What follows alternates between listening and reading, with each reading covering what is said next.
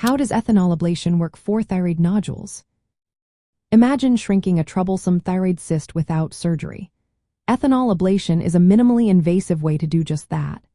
It involves injecting a high-purity alcohol directly into the cyst or cystic part of a thyroid nodule.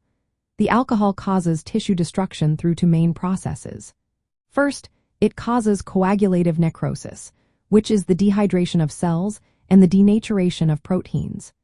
This essentially kills the cells lining the cyst and the surrounding tissue.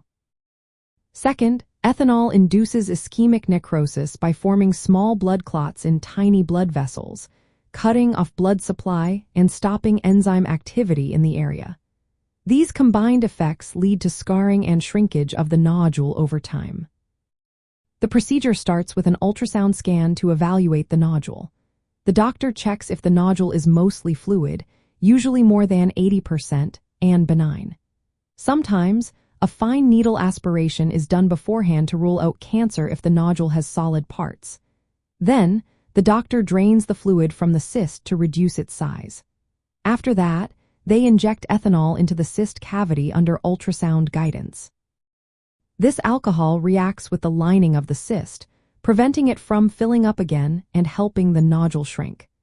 The entire process usually takes about 5 minutes and is done in an outpatient setting with local anesthesia.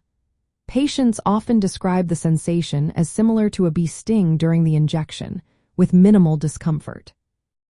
There are two common techniques. One involves leaving the ethanol inside the cyst, called ethanol retention, and the other involves removing the ethanol after a short period, called ethanol aspiration. Both methods are effective, but aspiration tends to cause less pain afterward. Many patients only need one session, but some may requiring additional treatments if the nodule recurs or is large. Studies show that ethanol ablation can reduce the size of cystic nodules by about 85 to 98.5%, with a low chance of the cyst coming back. It works best for nodules that are mostly cystic, while those with more solid tissue might need other treatments like radiofrequency ablation. Side effects are rare but can include mild pain, temporary hoarseness, bruising, or brief changes in thyroid function. After the procedure, patients are usually monitored for a short time and can return to normal activities quickly, although they are advised to avoid strenuous exercise for a couple of days.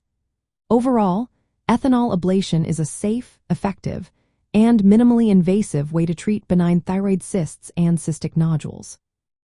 It works by chemically destroying the tissue through dehydration, protein breakdown, and blood vessel blockage, leading to a smaller, symptom-free nodule.